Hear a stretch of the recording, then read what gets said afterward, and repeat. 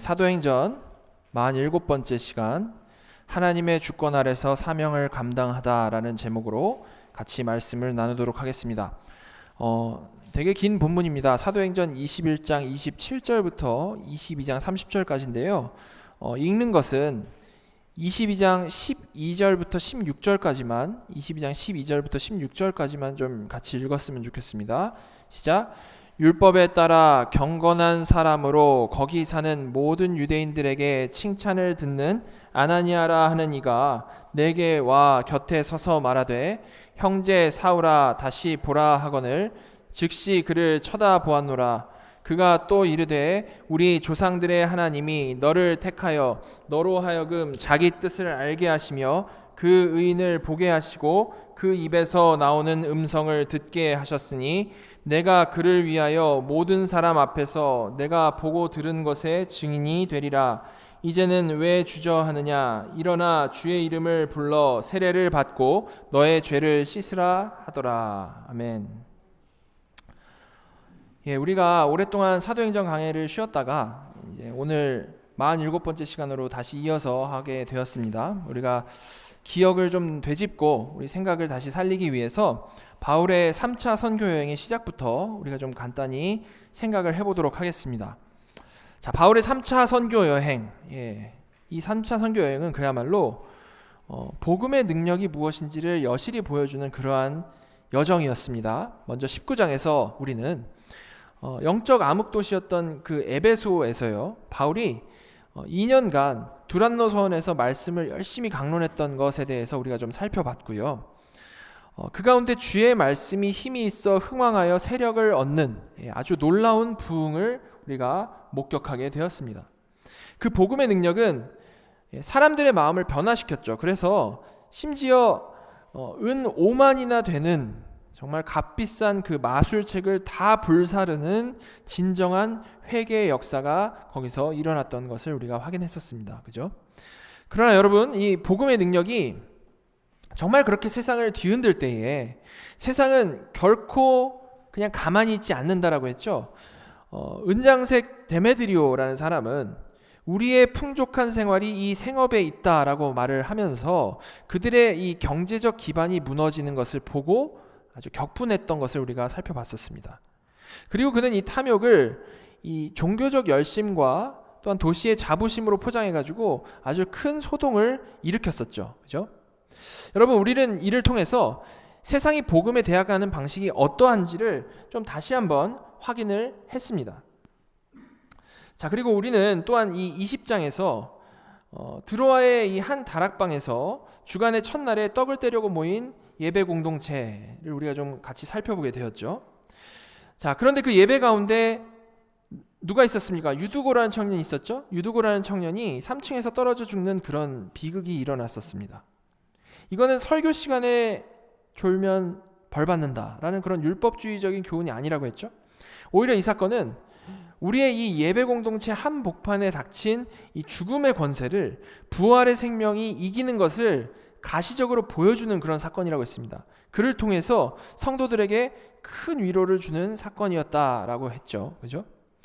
자, 그리고 나서 바울은 그의 목회적 유언과도 같은 이 밀레도 설교를 통해서 에베소 장로들에게 하나님이 자기 피로 사신 교회를 부탁을 했고요.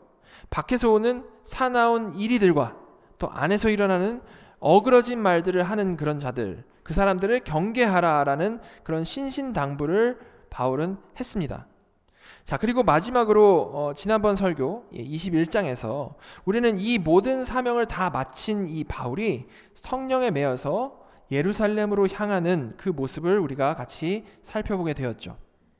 수많은 제자들이 그곳에는 결박과 환난이 기다린다라고 하면서 아주 강하게 만류했었습니다. 그런데 바울은 나는 주 예수의 이름을 위하여 죽을 것도 각오하였노라라고 고백을 하면서 그 길을 멈추지를 않았던 것이죠. 그리고 예루살렘에 도착해서는 율법의 열성적인 아주 수만 명의 그 유대인 성도들, 그들이 있었는데 그들이 오해를 하고 있었거든요. 그들이 가진 오해를 풀고 또한 교회의 하나됨을 지키기 위해서 기꺼이 율법의 결례, 나실인 결례를 행했습니다. 그죠? 이것은 복음의 본질을 타협한 것이 아니었고요. 율법 아래에 있는 자들을 얻기 위해서 기꺼이 자신을 낮췄던 그 그리스도의 마음을 품은 사랑과 지혜의 실천의 모습이었던 겁니다. 자, 오늘은 바로 그 예루살렘 성전에서 결례를 행했던 그 바울이 결국 어떻게 유대인들에게 붙잡히게 되었는지, 그리고 닥쳐온 죽음의 위기 앞에서 어떻게 복음을 변증하게 되었는지, 그 긴박한 과정을 좀 함께 살펴보도록 하겠습니다. 자, 오늘 본문 21장 27절부터 시작하는데요. 좀 같이 보도록 하겠습니다. 21장 27절 29절까지 보겠습니다. 그 이래가 거의 참에 아시아로부터 온 유대인들이 성전에서 바울을 보고 모든 무리를 총동하여 그를 붙들고 외치되 이스라엘 사람들아 도우라, 이 사람은 각처에서 우리 백성과 율법과 이곳을 비방하여 모든 사람을 가르치는 그 자인데 또 헬라인을 데리고 성전에 들어가서 이 거룩한 곳을 더럽혔다 하니, 이는 그들이 전에 에베소 사람 드로비모가 바울과 함께 시내에 있음을 보고 바울이 그를 성전에 데리고 들어간 줄로 생각함이러라. 자, 여러분, 지금 이 상황 어떤 상황입니까? 자, 27절이 어떻게 시작하죠? 그 이래가 거의 참회라고 말을 하면서 시작하고 있죠. 즉 바울이 이 나시린 서원 7일을 거의 맞춰가고 있던 그런 상황이었던 겁니다. 여러분, 이거 기억나십니까? 바울이 지금 이 예루살렘에 온 목적, 그리고 성전에서 율법을 따라서 이런 결례를 행하고 있는 그 목적은 예루살렘 교회의 연약한 유대인 성도들을 배려하기 위함이었다라고 했죠. 그죠? 배려하는 목적이었던 겁니다. 교회의 하나됨을 지키기 위해서, 그 복음을 제대로 전하기 위해서 철저히 자기를 버리고 그들의 수준에 맞춰서 했던 그러한 행동이라고 했죠. 자, 그런데 바로 그 평화를 위한 그 겸손의 행위가요, 도리어 이 온 도시를 뒤흔드는 거대한 폭동의 도화선이 돼버린 겁니다. 자, 27절 좀 보시면 그 소동의 발단은 아시아로부터 온 유대인들이다. 아시아로부터 온 유대인들이다라고 나와 있죠. 그죠? 자, 여러분, 이들이 누구죠? 29절 보시면 이들이 에베소 사람 드로비모를 알아봤다라고 나와 있는데요. 여러분, 이때는 사진도 없었고 TV도 없었던 그런 시절입니다. 그런 시절에 이 에베소 사람을 여럿이서 바로 알아봤다라는 거죠. 그죠? 그런 시절에 에베소 사람을 여럿이서 딱 알아본 겁니다. 자, 이거 분명히 그들이 아시아에서 에베소에서 온 유대인들이다라는 것을 알려주는 증거가 되는 거죠. 그렇지 않습니까? 같은 지역 출신이라서 대번에 알아본 겁니다. 자, 근데 전에 에베소에서 무슨 일이 있었죠? 시작하면서 말씀드린 대로 에베소에서 바울은 3년간 피와 눈물로 사역을 했습니다. 그곳에서 그가 전한 복음은 기존 유대인들의 기득권을 무너뜨리는 능력을 발휘했죠. 물론 만약에 그들이 정말 말씀 아래서 정말로 진리를 찾던 그런 사람들이었다면 그 상황을 통해서 그들도 복음을 듣고 제대로 그 반응을 했었을 겁니다. 그렇지 않겠습니까? 눈물로 회개했겠죠. 그들 역시도. 근데 그들은 그러지를 못했던 사람들이었고요. 그들은 반대로 경노했고 큰 소동을 일으켰다라고 나와 있습니다. 그런데 그들은 거기서 끝나지를 않고 바울을 향한 시기심과 뿌리 깊은 적대감을 가졌죠. 그래서 심지어 자, 1000km가 넘는 길이에요. 1000km가 넘는 그 먼 길을 쫓아서 예루살렘까지 온 겁니다. 에베소에서. 사실 자기 가족을 해한 자에게 복수하는 사람이 있다라고 해도 그 정도는 안 되겠죠. 그렇지 않겠습니까? 차도 없던 시절에 1000km를 쫓아서 온다라는 거, 그거는 보통 그런 이 분노함이 아니고서는 불가능한 일이겠죠. 그러나 그들은 복음을 듣고 완전히 이성을 잃어가지고 자기 삶의 터전을 버리고 이 바울 한 명을 해하고자 그 먼 길을 그렇게 쫓아왔던 겁니다. 여러분, 이것이 바로 복음의 창에 찔린 죄인들의 그 복음을 향한 적대감인 것이죠. 복음을 향한 적대감인 겁니다. 자, 성령님의 거듭나게 하심 아래서 복음을 마음으로 받을 수 있는 성도들은요, 언제나 이를 정말 복된 소식으로 듣고 감사하고 찬양하고 영광 돌립니다. 그죠? 그러나 그 복음을 받지 못하는 죄인들은 그냥 그 복음을 받지 못하고 끝나는 것이 아니고 언제나 그 복음에 반발하고 분노하며 그 복음을 전한 자에게까지 그 분노를 쏟아붓는 거죠. 자, 그런 상태인 겁니다. 자, 그럼 이제 그들의 고발 내용이 어땠는지를 좀 보시기 바랍니다. 28절 보시면 그들은 바울이 우리 백성과 율법과 이곳 성전을 비방하고 헬라인을 데리고 성전에 들어가서 이 거룩한 곳을 더럽혔다라고 말을 하고 있습니다. 그죠? 우리 백성과 율법과 이곳 성전을 비방하고 헬라인을 데리고 성전에 들어와서 거룩한 곳을 더럽혔다. 이렇게 말을 하고 있죠. 근데 이어지는 29절 보시면 이 고발이 정말 얼마나 악의적이고 또 근거 없는 고발이었는지를 우리가 분명히 확인을 할 수가 있습니다. 일단 그들은 에베소 사람 드로비모가 바울과 함께 시내에 있는 것을 보았다라고 했습니다. 그죠? 일단 이거 어떻습니까? 이거 사실이죠. 사실입니다. 자, 그러나 이어서 뭐라고 나옵니까? 그들은 바울이 그를 성전에 데리고 들어갔을 것이다 라고 생각함이러라 라고 나오고 있죠. 그죠? 즉 그들은 바울이 그를 데리고 성전에 들어간 거를 진짜로 본 게 아니고요. 그냥 같이 있는 걸 보고 마음대로 추측하고 그냥 단정해 버린 겁니다. 그들은 자신들의 그 악의적인 추측을 기정사실로 둔갑시켜서 군중을 선동한 거죠. 자, 신학자들이 이것에 대해서 설명을 하는데요. 당시 이 헤롯 성전의 안뜰과 이방인의 뜰 사이에는 소렉이라는 경계석이 있었습니다. 그리고 거기에는 뭐라고 써 있었냐면 어떤 이방인도 이 난간을 넘어 들어올 수가 없다. 붙잡히는 자는 누구든 그 자신의 죽음에 대한 책임이 있을 것이다 라는 경고문이 헬라어와 라틴어로 쓰여져 있었다라고 합니다. 자, 바로 그런 배경 가운데에서 그들은 실제로 보지도 않은 그 사실을 가지고 바울이 헬라인을 데리고 성전에 들어갔다라고 음해를 한 거죠. 자, 그럼 이건 어떤 의미겠습니까?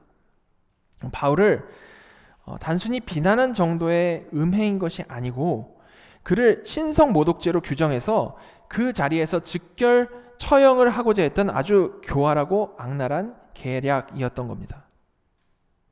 여러분, 그런데 이런 거짓되고 악랄한 고발은요, 마치 데자뷰처럼 사도행전 앞에도 등장했었죠. 언제 그랬죠? 스데반 때 그랬습니다. 여러분, 스데반 스토리 좀 생각을 해보시면 스데반은 어떤 거짓된 고발을 듣고 순교당하게 되었죠? 사도행전 6장 13절에 나오고 있는데 그들은 스데반을 향해서 이 사람이 이 거룩한 곳과 율법을 거슬러 말하기를 마지 아니하는도다 라고 비난했었습니다. 아주 내용까지 똑같죠. 그죠? 스데반은 이런 거짓된 고발로부터 시작해서 순교당하게 됐던 겁니다. 그리고 주님이 십자가에서 돌아가신 것도 역시 주님의 말씀을 왜곡해서 거짓된 고발을 한 것에서부터 시작이 되었던 거죠. 이렇게 자기성을 쌓는 종교인들은요, 언제나 이 진리수호라는 거룩한 명분을 내세우지만 사실 언제나 동일한 방식으로 하나님의 자녀들을 공격함으로 사탄에게 쓰임받고 사탄에게 아주 유용하게 쓰임받고 있는 것이죠. 자, 이를 통해서 바울은 스데반과 정확히 같은 그런 위기에 놓이게 된 겁니다. 자, 이런 바울을 향한 거짓된 고발에 대해서 예루살렘이 어떤 반응을 보였는지가 바로 이어져서 나오는데요. 자, 30절과 31절입니다. 보겠습니다. 온 성이 소동하여 백성이 달려와 모여 바울을 잡아 성전 밖으로 끌고 나가니 문들이 곧 닫히더라. 31절 첫 부분 보시면 그들이 그를 죽이려 할 때에, 자, 이 말도 안 되는 고발에 온 성이 소동했다라고 나오고 있습니다. 물론 이것이 정말 사실인지 아닌지 확인하는 사람은 아무도 없었죠. 그죠? 오히려 그들은 완전히 이성적인 판단이 마비돼 버린 이런 집단적인 광기 가운데 사로잡히게 된 겁니다. 그리고 이런 광기 가운데 그들이 바울을 성전 밖으로 끌고 나갔다라고 나와 있는데, 이 끌고 나갔다라는 이 헬라어는요, 난폭하게 아주 질질 끌어내다라는 뜻의 그런 단어입니다. 아주 질질 끌고 갔다라는 거예요. 끌고 나갔다라고 하니까 그냥 뭐 이렇게 갔던 게 아니고 질질 끌고 갔다라는 겁니다. 즉 지금까지 오직 바울이 뭐 했습니까? 아주 진실되게 사랑으로 복음을 전했던 그런 사도인데요. 그런 사도가 이 집단적인 광기 때문에 마치 이 짐승 다루듯이 질질 끌려갔다라는 겁니다. 여러분, 지금 이들이요, 지금 어떤 명분으로 이런 일을 하고 있는 거죠?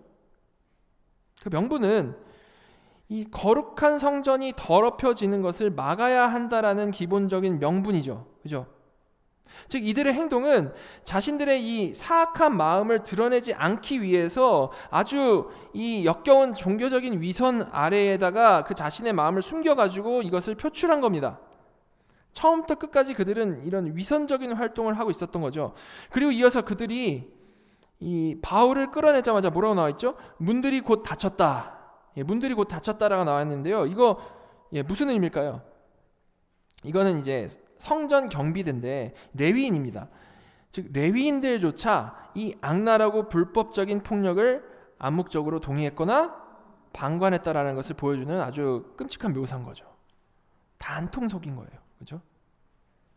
자, 여러분, 바울이 뭘 잘못했다고 정말 살기로 충만해서 에베소에서 1000km나 달려온 그 유대인들, 그 사람들과 예루살렘 성에 있던 수많은 사람들, 온 성이 소동했죠. 수많은 사람들과 심지어는 레위인들까지 모두 다 한 마음으로 이렇게 바울을 죽이려고 하는 것일 수가 있을까요? 이게 그냥 일반적인 상황으로 이게 가능한 상황일까요? 전혀 그럴 수가 없죠. 사실 이거는 생각해보면 말도 안 되는 상황인 겁니다. 자, 그러나 그럼에도 불구하고 이들은 정말 모두 다 사탄이 주는 마음 아래서 하나가 되어서 움직였던 거죠. 복음을 대적하는 마음으로 다 하나가 되었던 겁니다. 그게 아니고서는 이렇게 순식간에 바울을 죽이고자 하는 마음으로 하나가 되었다는 것을 해석할 방법이 없죠. 자, 이런 거 봤을 때 우리가 알 수 있는 게 뭡니까? 하나님을 대적하는 영적 실태가 정말로 하나님을 대적하는 영적 실체가 정말로 있다라는 것과 그 사탄은 정말로 공중권세 잡은 자이구나라는 사실을 우리는 알 수가 있는 겁니다. 그죠? 자, 근데 바로 그 아주 심각한 그 절체절명의 순간에 자, 31절에 나온 대로 그들이 그를 죽이려고 할 때에 우리는 모든 것을 뒤집어 버리시는 하나님의 그 놀라운 섭리의 손길을 여기서 목격을 하게 되죠. 자, 31절 뒷부분부터 32절까지 보시면 온 예루살렘이 요란하다는 소문이 군대의 천부장에게 들림에 그가 급히 군인들과 백부장들을 거느리고 달려 내려가니 그들이 천부장과 군인들을 보고 바울 치기를 그치는지라. 여러분, 여기서 누가 바울을 구원하고 있습니까? 누구죠? 예루살렘 교회에 수많은 그 성도들인가요? 아니죠. 천사가 내려온 것도 아니죠. 로마 군대의 천부장과 그의 부하들이었습니다. 로마 군대의 천부장과 그의 부하들. 사도행전 뒷부분에 가서 보시면 이 천부장이요, 예루살렘의 치안을 담당하고 있던 안토니아 요새의 클라우디오 루시아라는 사람임을 우리가 알 수 있어요. 성경에 그렇게 나와 있는데, 즉 그 사람은 누구냐면 이방인이고 이교도인이었던 그런 사람이었던 겁니다. 이방인, 이교도인, 로마 군인이었다라는 거죠. 그런 그가 이 상황에서 바울을 구원하고 있다는 겁니다. 여러분, 여기서 우리는 정말로 하나님의 강력한 주권적인 섭리가 무엇인지를 볼 수 있게 되는 거죠. 하나님께서는 이 세상의 일반 은혜의 질서, 즉 팍스 로마나를 추구하던 이 로마 제국의 법과 질서를 사용하셔서 특별 은혜의 복음을 지닌 사도 바울을 보호하신 것입니다. 그죠? 정말 그 어느 것도 하나님의 손길 박혀 있는 것은 없다라는 것을 우리가 이 사건을 통해서도 분명히 볼 수 있게 되는 거죠. 자, 33절부터 36절 보시면 이에 천부장이 가까이 가서 바울을 잡아 두 쇠사슬로 결박하라 명하고 그가 누구이며 그가 무슨 일을 하였느냐 물으니 무리 가운데서 어떤 이는 이런 말로 어떤 이는 저런 말로 소리치거늘 천부장이 소동으로 말미암아 진상을 알 수 없어 그를 영내로 데려가라 명하니라. 바울이 층대에 이를 때에 무리의 폭행으로 말미암아 군사들에게 들려가니 이는 백성의 무리가 그를 없이 하자고 외치며 따라가미로라. 자, 천부장은요, 바울을 폭도들로부터 보호함과 동시에 그를 체포를 했습니다. 그리고 나서 이제 그 소동의 원인을 좀 파악을 하려고 한 거죠. 그죠? 자, 근데 그에 대한 무리의 외침이 어땠습니까? 전혀 일관된 어떤 증언을 하지를 못했던 거죠. 그냥 혼란스러운 소음에 불과했던 거고, 그래서 그는 전혀 이게 무슨 일인지를 정확히 갈피를 잡을 수가 없었던 겁니다. 물론 바울에게는 아무런 잘못이 없었기 때문에 이런 혼란스럽기만 한 상황이 나온 거는 너무 당연한 결과였겠죠. 그죠? 뭐 잘못한 게 없는데 무슨 정확한 얘기를 하겠어요. 그죠? 그런데 그렇게 군대가 이제 개입했음에도 불구하고 그 가운데서도 폭행이 너무 심해가지고 결국 군사들이 뭘 했다라고 나와 있죠? 바울을 들어서 옮겨야 했다라고 나오고 있습니다. 지금 이 상황이 얼마나 심각하고 급박한지를 알 수 있는 부분이죠. 얼마나 막 몰려 들어가지고 때리려고 했으면 군인들이 들어가지고 옮기려고 했을까요? 그죠? 그리고 36절 보시면 사람들이 바울을 없이 하자고 외치며 따라갔다라고 말을 하고 있는 거예요.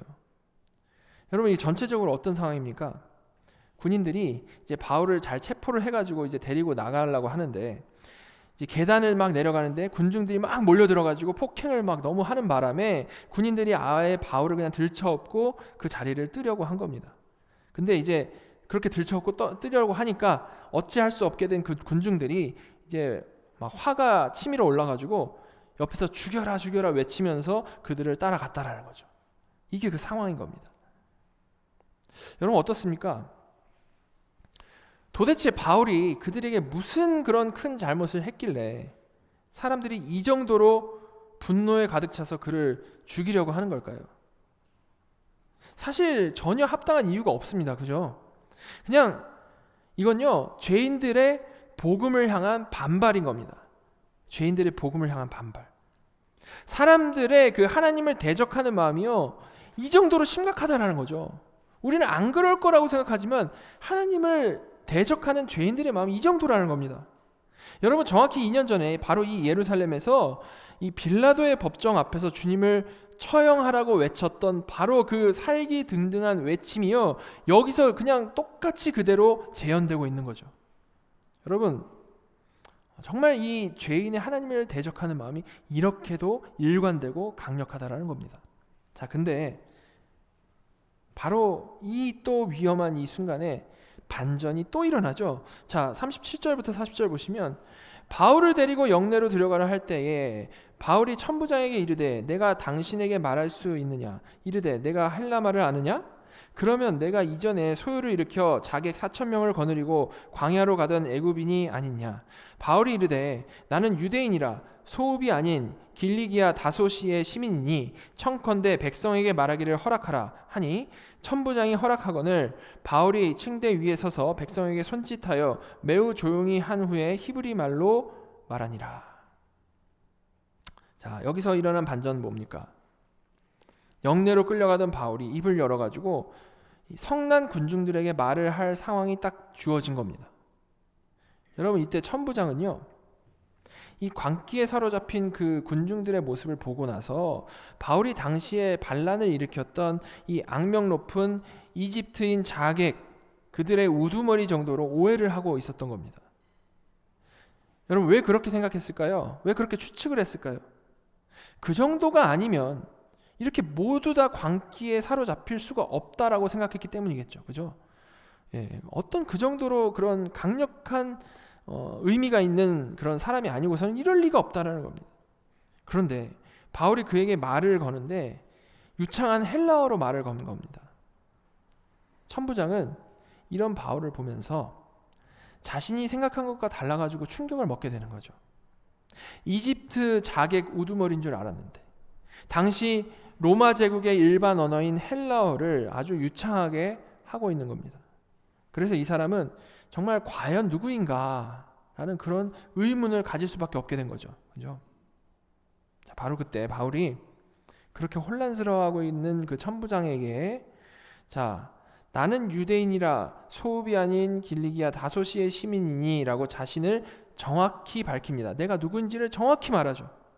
즉 자신은 어떤 미개한 반란군이 아니고 아테네, 알렉산드리아와 정말 어깨를 나란히 하던 그 대학 도시인 이 다소 출신의 아주 교양 있는 유대인임을 분명히 밝히고 있는 겁니다.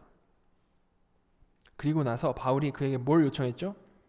바울이 요청한 거는, 자, 이렇게 내가 뛰어난 유대인이니까 나를 좀 풀어주십시오, 이게 아니고, 바울이 요청한 것은 청컨대 백성에게 말하기를 허락하라 하니, 즉 자신을 죽이려 하던 바로 그 군중에게 복음 전할 기회를 요청했던 겁니다. 그 상황 가운데. 자, 40절 보십시오. 천부장이 허락하자 바울은 이 군중이 잘 보이는 층대 위에 서죠. 그리고 자신을 죽이려는 그들을 향해서 손짓해가지고 조용히 시킨 후에, 자, 어떤 언어로 말하죠? 그들의 모국어인 히브리 말, 이게 뭐냐면 아람어입니다. 아람어로 입을 엽니다. 아람어로 말을 하는 거예요. 여러분, 바울이 좀 전에 로마 군인한테는 헬라어로 하다가 왜 여기서는 이렇게 아람어로 얘기를 했을까요? 그 이유는 정말 다른 많은 설명 없이 딱 그 한마디 말로써 바울이 정말 그들과 피를 나눈 동족이라는 것을 확인시키기 위함인 겁니다. 아주 이게 되게 지혜로운 행동이죠. 그죠? 물론 당연히 사람들은 순식간에 이런 바울의 모습에 집중할 수밖에 없었을 겁니다. 사실 막 무슨 상황인지도 모르고요, 그냥 집단적인 관계에 사로잡혀가지고 옆집도 그러니까 나도 그런다라는 식으로 그냥 그 자리에 있었을 사람들이 참 많았을 건데, 자기들과 똑같이 생긴 사람이 자기들과 똑같은 언어로 말을 하니까 이게 뭐지? 하면서 집중할 수밖에 없는 거죠. 그죠? 자, 이제 22장으로 이게 넘어가게 되는데요. 바울이 그 절체절명의 순간에 뭐라고 말을 했는지를 좀 살펴보겠습니다. 22장에서 그는 이 위험한 순간에 이 자신의 무죄를 증언하려고 하지를 않았죠. 오히려 그는 뭘 했습니까? 그는 자신의 신앙 간증을 했습니다. 신앙 간증.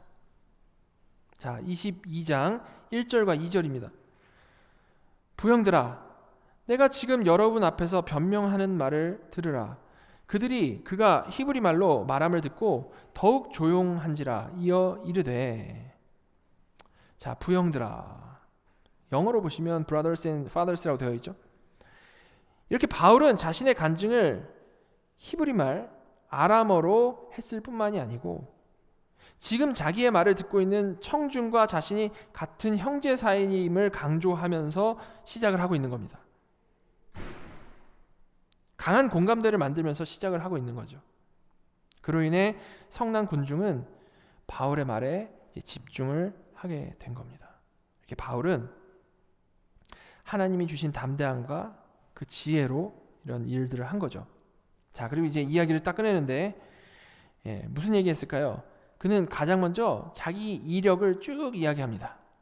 자, 3절 보시면, 나는 유대인으로 길리기아 다소에서 났고 이 성에서 자라 가말리엘의 문화에서 우리 조상들의 율법의 엄한 교훈을 받았고 오늘 너희 모든 사람처럼 하나님께 대하여 열심히 있는 자라. 자, 바울이 읊은 자신의 이력서, 첫째는 뭡니까?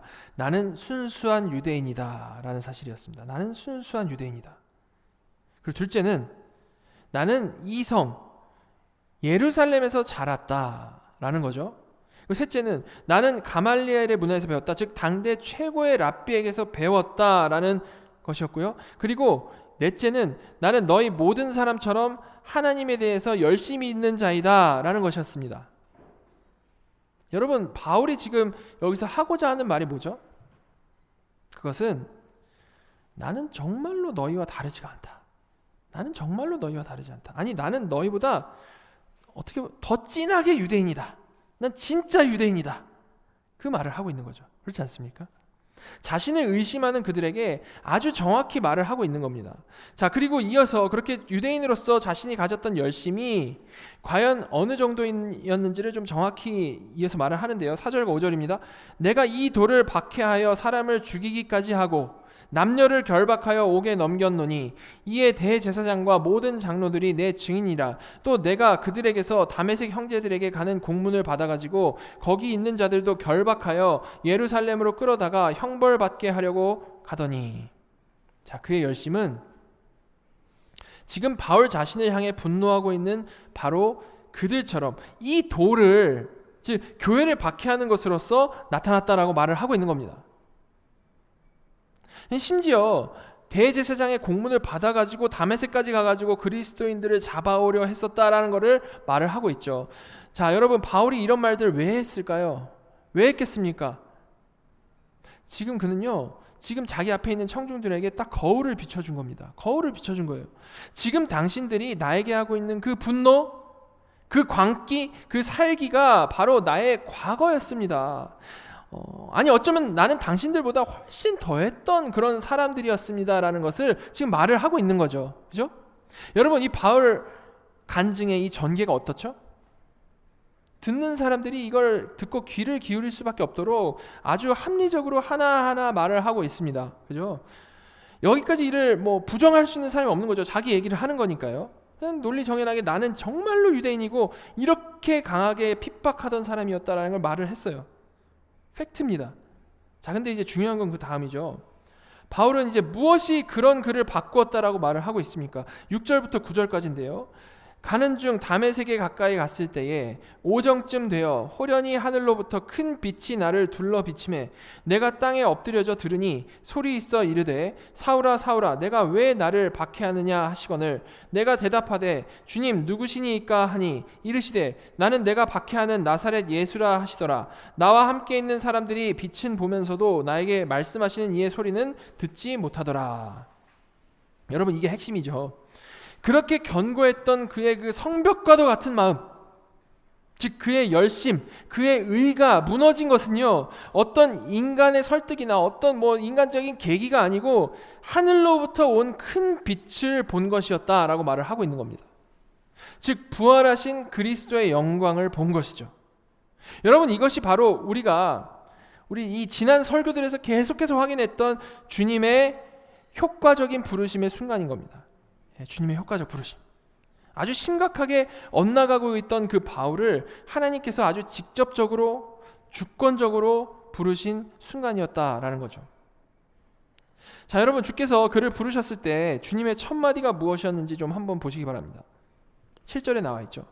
주님의 첫 마디는 내가 왜 교회를 박해하느냐가 아니었습니다. 그죠? 그게 뭐였죠? 내가 왜 나를 박해하느냐? 왜 나를 박해하느냐? 분명히 바울은 교회를 박해했어요. 그죠? 근데 주님은 왜 나를 박해하느냐라고 물으신 겁니다. 이를 통해서 주께서 교회를 진짜로 어떻게 생각하시는지 우리가 알 수 있는 거죠. 주께서 정말로 교회를 어떻게 생각하시는가? 주께서는 정말로 자신과 교회를 분리될 수 없는 한 몸으로서 생각하시는 겁니다. 그저 비유일 뿐만이 아니고 진짜로 한 몸이라는 거죠. 주께서는 우리를 정말로 그렇게 여기신다라는 겁니다. 따라서 교회를 핍박하는 것은 어떤 의미겠습니까? 교회를 핍박하는 것, 정말로 그리스도를 핍박하는 것이 되는 것이라는 말입니다.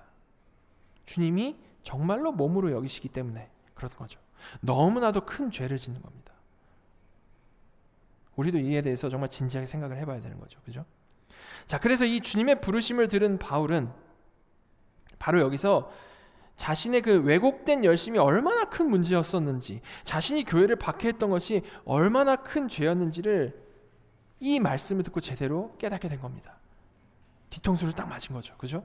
분명히 자신의 무지했던 과거가 머릿속에 주마등처럼 스쳐 지나가면서 회개할 수밖에 없었던 겁니다. 이렇게 하나님이 부르시면요, 언제나 죄인은 영의 눈을 뜨게 되는 것이고 자연히 회개로 나아갈 수밖에 없는 거죠.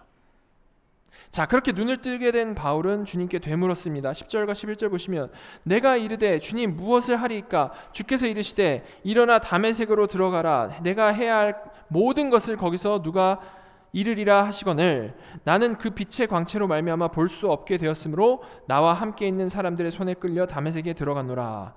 여러분, 바울의 질문, 주님 무엇을 하리이까? What shall I do, Lord? 이렇게 되어 있죠. 그 질문은 그의 생각의 변화를 제대로 보여주는 질문인 겁니다. 이전까지 그는 뭘 했습니까? 자기 열심으로 내가 뭔가를 해내겠다, 뭔가를 해가지고 하나님께 바치겠다라는 그런 생각으로만 달려왔던 그런 사람이었습니다. 아주 율법주의적인 생각이죠. 내가 뭔가 공로를 세워서 하나님께 들이밀겠다라는 거죠. 그 결과 그는 교회를 핍박하는 죄를 저지르게 되었습니다. 그죠? 근데 주님의 이 효과적 부르심을 경험한 이후에 그의 질문은 바뀌어가지고 이제는 주님 무엇을 하리이까? 라고 주님께 묻는 존재가 된 겁니다. 주님께 묻는 거죠. 주권이 이전이 된 건데요. 이거는 오직 하나님을 영적으로 본 자들만 가능한 것이고 이것이 곧 회심의 본질인 거죠. 우리는 이 질문 하나로 그의 마음 상태가 정말 근본적으로 어떻게 변했는지를 생각해 볼 수가 있는 겁니다. 이렇게 바울은 하늘로부터 온 큰 빛으로 인해서 육신의 눈은 멀게 됐지만 그러나 동시에 영의 눈은 뜨게 된 것이죠. 그리고 하나님께서는 그런 상태가 된 바울을 그냥 내버려 두지 않으시고 이제 도와줄 사람을 붙여 주셨죠. 자, 12절부터 16절까지 보시면 율법에 따라 경건한 사람으로 거기 사는 모든 유대인들에게 칭찬을 듣는 아나니아라 하는 이가 내게와 곁에 서서 말하되 형제 사울아 다시 보라 하거늘 즉시 그를 쳐다보았노라. 그가 또 이르되 우리 조상들의 하나님이 너를 택하여 너로 하여금 자기 뜻을 알게 하시며 그 의인을 보게 하시고 그 입에서 나오는 음성을 듣게 하셨으니 내가 그를 위하여 모든 사람 앞에서 내가 보고 들은 것의 증인이 되리라. 이제는 왜 주저하느냐? 일어나 주의 이름을 불러 세례를 받고 너의 죄를 씻으라 하더라. 자, 이렇게 주님은 바울을 홀로 내버려 두지 않으셨습니다. 오히려 그를 어떻게 하셨죠? 교회에 보내주신 거죠. 교회 중에서도 율법에 따라 경건한 사람, 모든 유대인들에게 칭찬을 듣는 아나니아를 보내주신 겁니다. 하나님께서 여러분 왜 특별히 그 많은 사람들 중에 아나니아를 보내주셨을까요? 일단 바울의 이 특별한 경험이요, 아무도 모르는 그냥 혼자 경험한 그런 주관적인 환상이 아니고 공동체에 의해서, 심지어 율법에 충실한 자에 의해서, 칭찬 듣는 자에 의해서 확인된 객관적 사실이다라는 것을 증명해 주시기 위함이었던 겁니다. 만약에 바울이 혼자서만 그냥 환상을 보고 딱 끝났다면 당연히 다른 사람들이 보기에 의심스러울 수밖에 없지 않겠습니까? 그죠?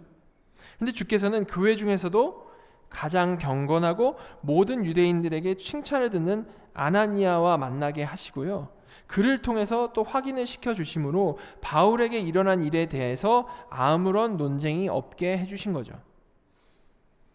또한 여러분, 바울의 입장으로 봤을 때는 지금 이 성난 유대인들에게 이 사건을 간증함을 통해서 특별히 강조하고자 했던 게 뭐가 있었을까요? 바울 입장으로 생각을 해보십시오. 바울은 이 얘기를 함으로써 지금 뭔가를 말하고 싶은 겁니까? 그것은 나의 이런 회심은 결코 나의 어떤 자기적인 것도 아니고 유대교를 배반한 것도 아니고 오히려 이것은 하나님께서 주권적으로 이루신 일이고 가장 경건한 유대인 이 아나니아에 의해서 확증된 것이다 라는 것을 그 사람들 앞에서 강조하고자 했던 겁니다.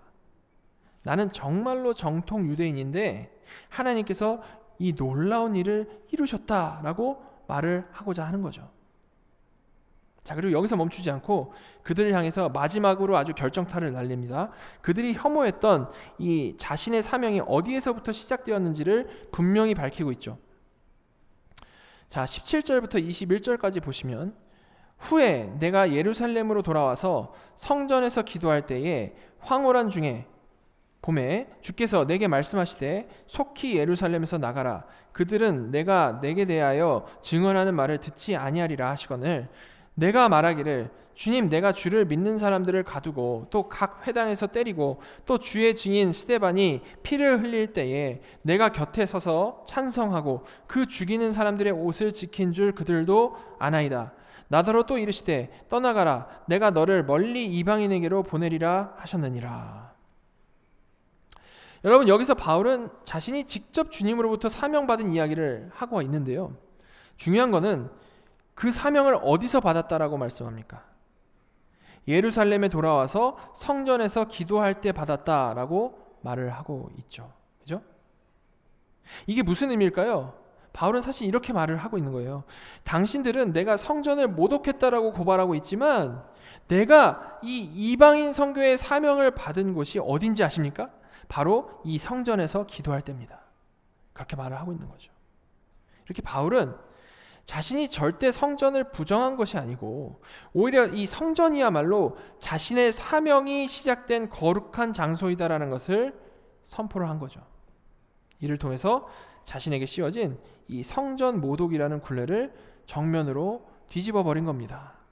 자, 이렇게 바울은 그들 앞에서 정말 이해하기 쉽도록 내가 어떤 사람이었고 어떻게 변했는지를 아주 논리적으로 차근차근 잘 설명을 해준 거죠.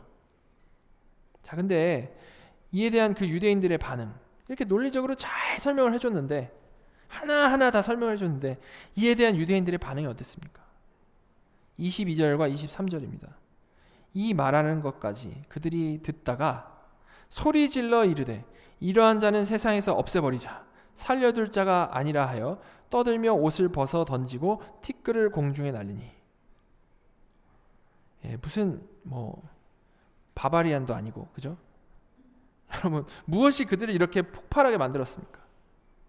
22절은 이 말하는 것까지 그들이 듣다가라고 시작을 하는데, 즉 그들은 바울이 주께서 그를 멀리 이방인에게로 보내셨다라고 한 그 마지막 그 말을 딱 듣고요, 거기서 이제 폭발한 겁니다.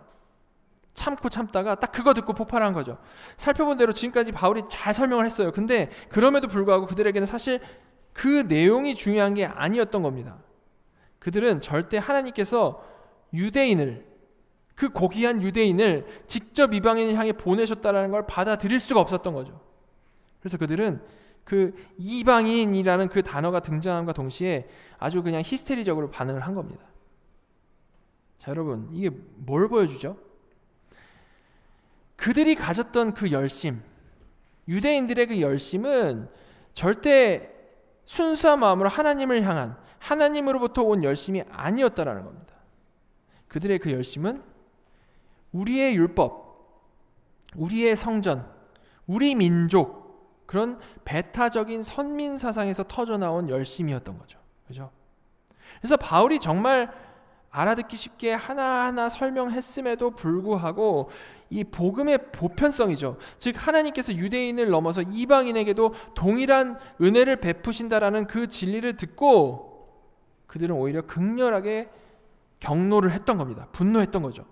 이를 인정을 하게 되면 어떻게 되죠? 그들이 평생 쌓아온 그 교만의 성, 자신들이 특별히 선택되었다라는 그 견고한 배타성이 순식간에 무너져 내려버리기 때문에 완전히 폭발해버리고 만 겁니다. 그래서 그들은 앞서 스데반에게 했던 것과 똑같이 옷을 던지고 티끌을 날리면서 다시 광기에 휩싸인 거죠. 이렇게 스데반 순교 당시 가해자였던 바울은 이제 스데반과 같은 자리에 서서 같은 참혹한 결과를 맞이할 상황에 처하게 된 겁니다. 참 아이러니하죠, 그죠? 가해자였다가 똑같은 상황 아래 놓이게 된 겁니다. 자, 그런데 하나님께서 그 깊으신 뜻 가운데 이번에는 스데반 때와는 다른 결론이 나게 해주십니다. 자, 하나님께서는 다시 한번 로마인을 사용하셔서 그 상황에서 벗어나게 해주시는데요. 24절 보시면 천부장이 바울을 영내로 데려가라 명하고 그들이 무슨 일로 그에 대하여 떠드는지 알고자 하여 채찍질하며 신문하라 한대. 자, 다시 한번 로마군이 개입을 한 거죠. 그죠? 이 모든 과정을 천부장은 이제 옆에서 딱 지켜본 겁니다. 근데 그는 분명 이런 종교적 광기의 이유를 도무지 이해를 할 수가 없었던 거죠. 그래서 그는 이 로마의 표준적인 수사 절차입니다. 채찍질하고 신문하는 거. 표준적인 건데 그 방식으로 이 사건을 다스리려고 이제 명령을 한 겁니다. 아, 이거 도저히 안 되겠다. 질서 잡아야겠다라고 생각을 한 거죠. 그죠? 자, 근데 바로 그 순간에 이제 바울은 이제 자신의 마지막 방패를 꺼내 들죠. 25절 보면 가죽줄로 바울을 매니, 이제 막 때리려고 시작한 거죠. 바울이 곁에 서 있는 백부장들어 이르되 너희가 로마 심이 된 자를 죄도 정하지 아니하고 채찍질할 수 있느냐 하니, 바울은 곁에 서 있는 백부장에게 정말 너희가 로마 시민을 그렇게 때려도 되냐라고 말을 한 겁니다. 여러분, 아마도 이 한마디에 그 채찍질 하려고 행동을 취했던 그 군인은 완전히 얼어붙게 되었겠죠. 왜 그렇습니까? 왜냐하면 로마 시민을 정당한 재판 없이 고문을 하는 건요, 줄리아법이죠. 로마법을 어기는 가장 중대한 범죄 중에 하나였기 때문입니다. 그래서 이를 들은 백부장은 이 사실을 듣고 그냥 때릴 수 없죠. 천부장에게 알립니다. 알면서도 절대 그대로 채찍질할 수 없기 때문에. 그죠? 자, 26절부터 28절입니다. 백부장이 듣고 가서 천부장에게 전하여 이르되 어찌하려 하느냐 이는 로마 시민이라 하니 천부장이 와서 바울에게 말하되 내가 로마 시민이냐 내게 말하라 이르되 그러하다. 천부장이 대답하되 나는 돈을 많이 들여 이 시민권을 얻었노라. 바울이 이르되 나는 나면서부터라 하니. 백부장 말을 듣고 천부장은 나는 돈을 많이 들여 이 시민권을 얻었노라 말합니다. 되게 공감이 되지 않습니까? 영주권부터 받아서 시민권 받으시는 우리의 이 이민자들의 이 느낌이 딱 와닿죠. 근데 이 말 왜 했겠습니까? 아마도 내가 이렇게 어렵게 얻은 시민권인데 너 같은 자가 로마 시민이라고? 이 진실이냐? 이런 느낌인 겁니다. 근데 바울은 그런 천부장 질문에 대해서 나는 나면서부터 로마 시민이다 라고 딱 말을 하는 겁니다. 물론 돈으로 산 시민권은 태생적 시민권과 비교할 수가 없는 거죠. 격이 다른 겁니다.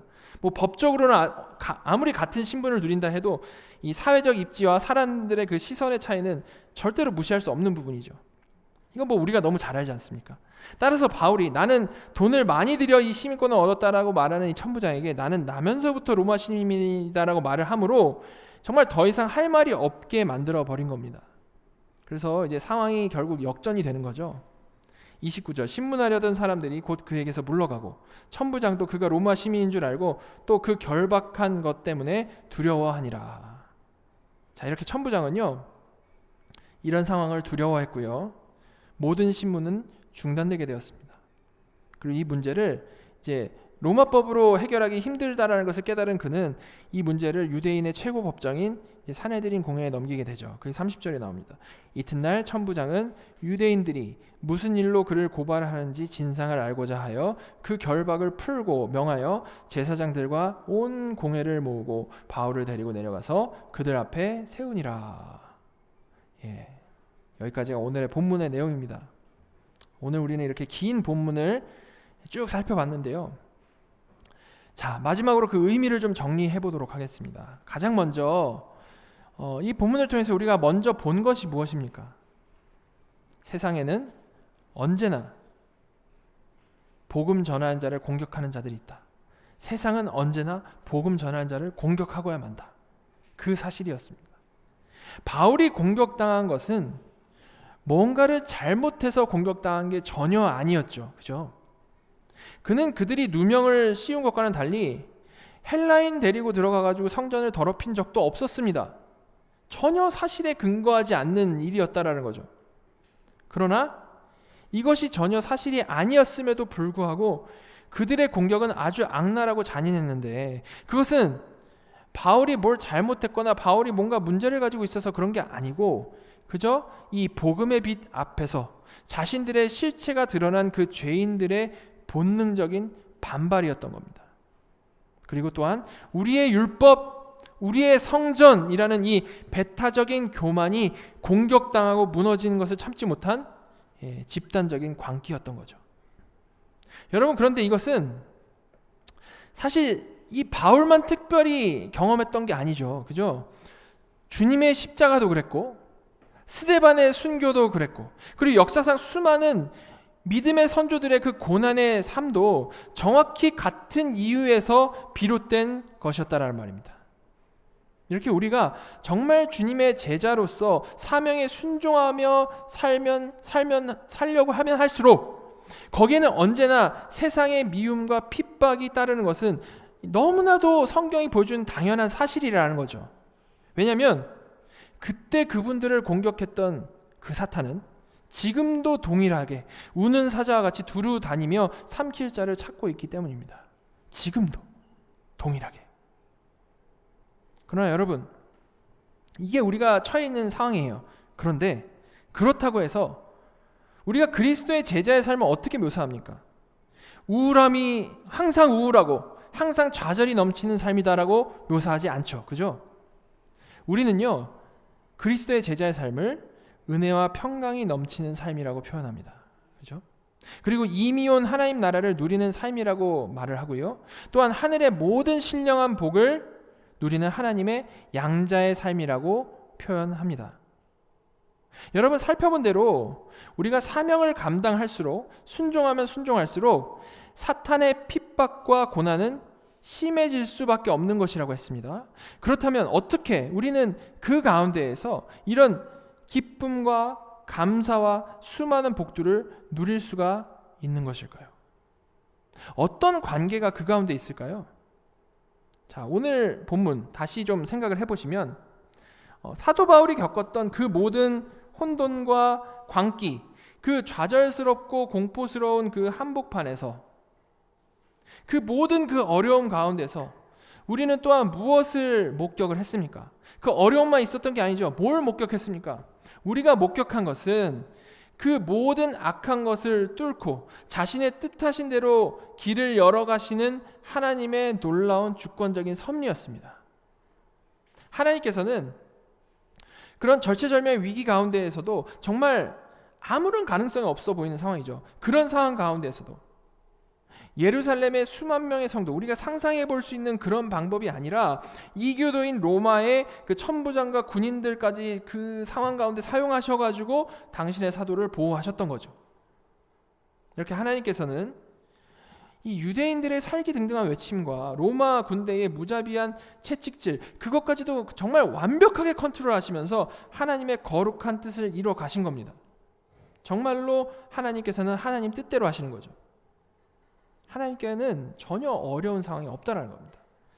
자, 그럼 우리는 이 사실을 통해서 깨닫는 게 있죠. 무엇입니까? 첫 번째는 하나님의 자녀는 삶의 어떤 상황 가운데서도 혼자 남겨지고 버림받을 수가 없다라는 사실입니다. 어떤 상황 가운데서도. 여러분, 우리가 아무리 어려운 상황 가운데 있다 할지라도요, 하나님 아버지께서는 늘 우리를 보고 계시고 늘 우리와 함께 하시고 늘 하나님 보시기에 가장 선하고 좋은 길로 우리를 인도하시죠. 그죠? 여러분, 이 임마누엘, 이것을 믿으시기 바랍니다. 정말로 함께 하신다는 거. 우리가 이런 어떤 확신입니까? 하나님에 대한 확신을 우리가 누리게 될 때, 내 감정적인 확신이 아니라 하나님에 대한 확신, 하나님은 정말 늘 그렇게 나와 함께 하신다라는 확신을 누리게 될 때에 언제나 정말 거기 계시고 언제나 우리를 가장 선한 길로 인도하신다라는 그 확신을 누리게 될 때에 우리는 그 어떤 상황 가운데서도 평강을 누릴 수가 있는 겁니다. 하나님을 신뢰함으로 누리는 평강이라는 거죠. 이것이 바로 성경이 말하는 참 평강인 겁니다. 참 평강. 어려운 상황 가운데서 그 상황이 해결돼서 평안한 마음을 갖는 게 아니고 어떤 상황 가운데서도 하나님이 거기 계시고 선하신 길로 인도하신다라는 것에서 오는 평강. 자, 그리고 두 번째로 우리가 깨닫게 되는 건요, 우리가 하나님의 능력을 실제로 경험하게 되는 자리가 과연 어딘지에 대한 확실한 깨달음이죠. 우리가 그 하늘의 모든 신령한 복을 실제로 맛보는 자리, 그 자리는요, 지금까지 살펴본 대로 고난이 조금도 없는 온실 속이 아니고 거친 광야라는 겁니다. 거친 광야. 바울이 복음을 전할 때마다 사탄은 바울을 핍박했죠. 그렇지만 그렇게 사탄이 핍박할 때마다 오히려 하나님은 어떻게 하셨습니까? 능력으로 역사하셨습니다. 그죠? 이렇게 폭풍우가 몰아치는 곳에서만 물 위를 걸어오시는 주님을 우리는 생생하게 볼 수 있다는 겁니다. 여러분, 이렇게 우리가 이미 온 하나님 나라를 가장 생생하게 누리는 그 자리는요, 그냥 집에서 책 펴놓고 집에서 유튜브 보면서 누리는 그런 자리가 절대 아니고 철저히 하나님께 순종함으로 하나님의 전신갑주를 입고 싸우는 바로 그 자리라는 것을 기억하시기 바랍니다. 우리가 그렇게 순종의 길을 걸어갈 때에 사도 바울의 삶 가운데 자신을 드러내 보여주신 그 하나님께서는요, 우리의 삶 가운데서도 동일하게 자신을 드러내 보여주시는 것이죠.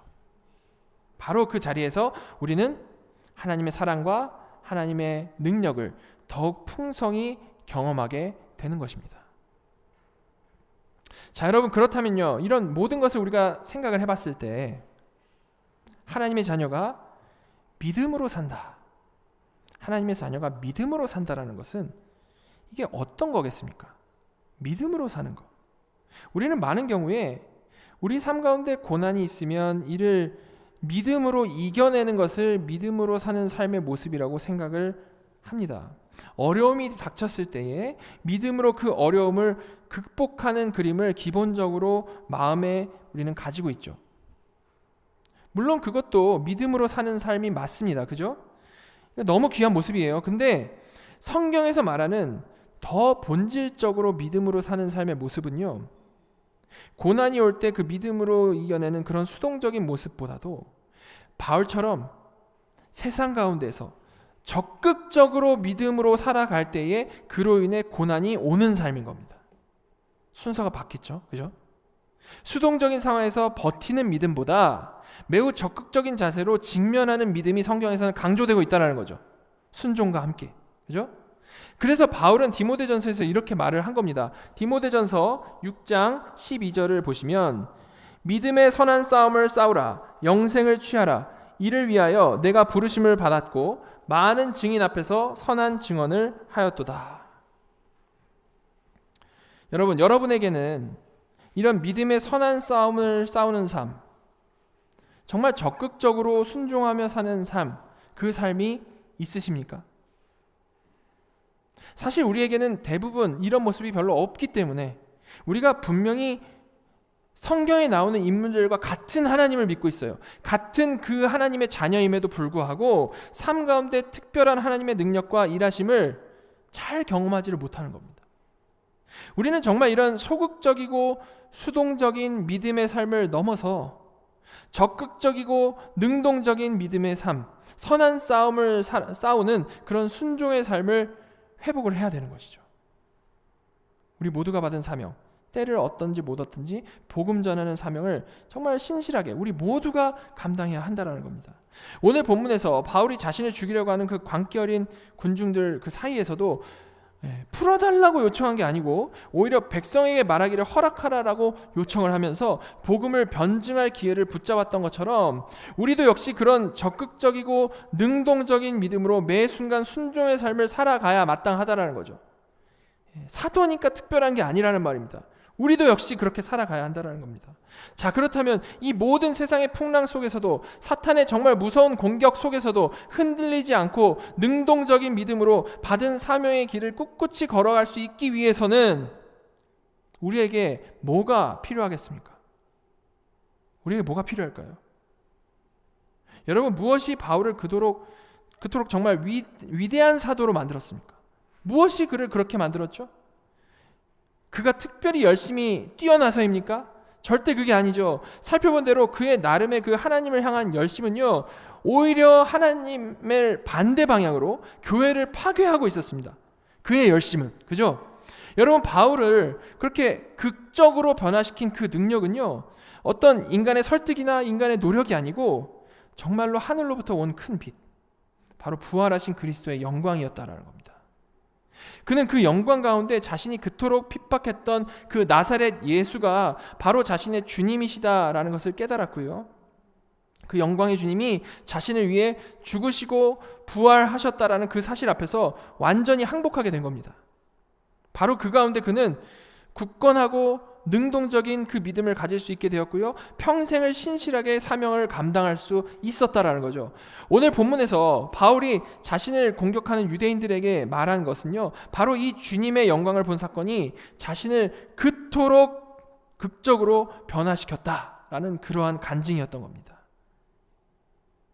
여러분, 물론 이것은 바울에게만 해당되는 일이 아닐 겁니다. 우리도 마찬가지예요. 우리도 마찬가지라는 겁니다. 우리가 그런 굳건하고 능동적인 믿음으로 사명을 감당하는 삶, 순종하는 삶을 살기 위해서는 우리도요, 정말로 주님을 만나야 되는 겁니다. 어떻게 만나죠? 만난다라고 하니까 항상 바울처럼 그런 극적인 체험을 해야 되는 겁니까? 어떤 신비한 경험을 해야 되는 것입니까? 그게 아니죠. 하나님께서 주신 이 말씀을 통해서 우리는 만나야 되는데 가장 먼저 우리가 깨달아야 하는 게 뭡니까? 바울과 똑같습니다. 깨달아야 하는 거. 내가 정말 주님을 핍박한 죄인이라는 거. 내가 정말 주님을 십자가에 매단 죄인이라는 것을 우린 가장 먼저 깨달아야 되는 거죠. 여러 번 말씀드린 대로 내가 하나님을 대적한 죄인이라는 그 사실을 정말로 알아야지만, 정말 내가 죽어야 할 죄인이라는 것을 알아야지만 그 무지한 나에게 공격당하신 하나님께 용서의 은혜를 구할 수가 있는 겁니다. 그리고 구원에 대한 간절함도 마음으로부터 간절해질 수가 있는 거죠. 자신이 정말 어떤 죄인인지도 모르고 기본적으로 교만한 마음으로 가득 차 있는데 그런 마음 가운데서 무슨 구원자가 필요로 하겠습니까? 그렇지 않겠습니까? 절대 그럴 수가 없는 겁니다. 이미 자기는 스스로 구원받은 자인 것처럼 행동하고 있는데 어떤 구원자를 필요하겠냐라는 말이죠. 그 마음에 자신은 이미 괜찮은 존재이기 때문에 절대 그럴 수가 없다라는 겁니다. 따라서 우리는 이 말씀을 통해서 먼저 내가 정말로 하나님을 대적한 죄인이다라는 사실을 깨달아야 되는 겁니다. 물론 이게 좀 막연할 수 있어요. 내가 정말 하나님을 대적한 죄인이라고? 이것에 대해서 좀 막연할 수 있는데, 자, 이런 깨달음에 대해서 구체적으로 오늘 본문에 좀 적용시켜서 생각을 해보면요, 바울을 핍박한 유대인들을 보면서 우리는 어떤 생각을 해야 되는 겁니까? 그 같은 마음이라면, 정말 내가 주님을 공격한, 핍박한, 하나님을 공격한 그 죄인이다라는 것을 깨닫는 그 같은 마음이라면 이 본문을 보면서 어떤 생각을 해야 되죠? 저 나쁜 놈들, 잘못된 유대인들, 어떻게 저럴 수가 있냐, 이게 아니고 나는 정말 저 종교적 위선으로 가득 찬 유대인들과 하나 다를 바 없는 자이다 라는 그 사실을 정말 마음으로 진실되게 돌아볼 수 있어야 한다는 겁니다. 성경은 그렇게 읽는 거죠. 그죠? 하나님께서 우리에게 거울을 비춰주실 때에 그게 나임을 정말로 볼 수 있어야 된다는 겁니다. 그리고 그렇게 진정으로 자신을 돌아보며 죄를 깨닫게 되었을 때 그 무너진 마음 가운데 바로 그런 나 때문에 그런 나를 대신해서 주께서 십자가에서 돌아가셨다라는 그 사실을 마음으로 믿고 깨달아야 되는 거죠. 그 진리를 붙잡아야 되는 겁니다. 그리고 성령 안에서 그렇게 죽으시고 다시 사신 주님을 믿는 그 믿음을 정말로 우리가 갖게 되면 당연히 어떨까요? 당연히 주님을 사랑하게 되죠. 그죠? 그렇게 큰 일을 나를 위해서 행하신 그 주님을 정말로 믿게 되면 그 주님을 우리는 사랑하게 되는데, 바로 그 사랑으로부터 바울과 같은 적극적인 믿음, 곧 순종하고자 하는 삶의 모습이 하나 둘씩 우리에게서 터져 나오게 되는 겁니다. 절대 율법주의적으로 억지로 순종하는 게 아니고요, 주께서 십자가에서 보여주신 그 사랑을 점점 깊이 알아가면 알아갈수록 그 사랑이 우리를 순종케 한다라는 거죠. 바로 이런 삶을 살아가는 자녀만이 세상의 그 어떤 광기 가운데에서도 두려워하지 않을 수가 있는 것이고, 바울처럼 담대하게 끝까지 주어진 십자가의 길을, 그 사명의 길을 걸어갈 수 있게 되는 것입니다. 그리고 또한 그 길 가운데서 더 온전하고 더 놀랍고 더 강력한 그리스도의 영광의 빛을 볼 수 있게 되는 거고요, 점점 더 온전히 순종하는 자녀로 지어져 가게 되는 것이죠. 여러분, 이렇게 진짜 살아있는 믿음은요, 순종을 낳는 거고요, 또한 그 순종의 길 위에서 믿음으로 순종하게 되는데 그 순종의 길 위에서 우리의 믿음은 갈수록 더 견고해지는 겁니다. 믿음과 순종이 서로를 세운다라는 거죠. 그리고 그 가운데 이미온 하나님 나라는 우리에게 더더욱 명백해지는 겁니다. 정말 세상의 빛으로서 빛나는 자녀로 지어져 가게 된다라는 거죠. 여러분, 오늘 이 시간 그 무엇보다도 먼저 여러분이 정말 그리스도의 영광을 보았는지 돌아보실 수 있기를 바랍니다. 나는 정말 죄인인데, 그 빛 앞에서 나는 정말 죄인인데 주께서 십자가에서 그런 나를 위해 대속하셨다라는 그 사실이 정말로 마음으로 믿어지고 그것이 정말로 나에게 은혜가 되고 정말로 그것에 대해서 감사하게 되는지를 돌아보실 수 있기를 바랍니다. 그리고 이 부분이 해결되셨다면 이제는 더 이상 어떤 과거의 나의 모습, 과거를 추억하는 신앙에 머무르지 마시고 그 은혜 가운데 날마다 말씀과 기도로, 그리고 순종의 길을 걸어가는 그 가운데에서 그리스도를 더 깊이 알아가는 복을 누리시기 바랍니다. 그래서 저와 여러분 모두의 주님을 향한 그 믿음이 갈수록 뚜렷해지고 온전해지는, 그래서 우리 삶 가운데에 그리스도가 갈수록 명백히 드러나게 되는 경건하고 아름다운 성도가 다 되시기를 간절히 소망합니다. 우리 같이 기도하도록 하겠습니다. 하나님, 오늘 말씀을 통해서 우리의 율법, 우리의 성전, 우리의 민족이라는 그 배타적인 교만에 사로잡혀서 복음의 빛을 대적했던 유대인들의 그 모습 가운데 하나님을 대적한 죄인인 우리의 모습을 보게 해주시고, 또한 저희의 열심이 오히려 주님의 교회를 핍박하는 도구가 될 수 있다는 것을 보게 해주시니 감사드립니다. 또한 세상의 핍박이 두려워서 혹여나 피해를 당할까봐 마땅히 감당해야 할 사명의 자리, 그 믿음의 선한 싸움을 외면한 채 소극적이고 수동적인 믿음의 자리에 늘 머물렀던 저희 자신을 보게 하여 주신 것에 감사드립니다. 이런 저희의 연약함을 용서하여 주시고 정말 간절히 원하옵기는 바울을 변화시켰던 그 하늘로부터 온 큰 빛, 부활하신 그리스도의 영광을 우리도 날마다 말씀과 기도 가운데 깊이 만나게 하여 주시옵소서. 십자가에서 그런 나를 위해 죽으시고 부활하신 그 놀라운 주님의 사랑이 우리를 강권하여서 더 이상 율법주의적인 순종이 아니라 사랑에서 우러나오는 능동적인 그 순종의 삶을 살아가게 하여 주시옵소서. 그리하여서 그렇게 우리가 믿음으로 그 사명의 길을 걸어가게 될 때에 세상의 광기와 핍박이 몰려온다 할지라도 두려워하지 않게 하여 주시고, 그 절체절명의 순간에 이교도인 로마 군인까지도 사용하셔서 당신의 종을 보호하시는 그 임마누엘의 하나님을 언제나 신뢰하게 하여 주시옵소서. 정말로 폭풍우가 몰아치는 고난 가운데 있을지라도 오히려 더욱 강력하게 역사하시는 하나님의 능력을 믿게 하여 주시고, 그런 우리 인생의 어려운 시간들 가운데 그 능력을 정말 생생하게 경험하게 하여 주시옵소서. 그런 순종의 길 위해서 우리의 믿음이 날마다 더욱 견고해지기를 간절히 소망합니다. 그래서 우리 모두의 삶 가운데 그리스도의 영광이 명백히 드러나는 복된 자녀들 다 되게 인도하여 주시옵소서. 우리의 유일한 소망이시고 주권자이신 우리 주 예수 그리스도의 이름으로 간절히 기도합나이다.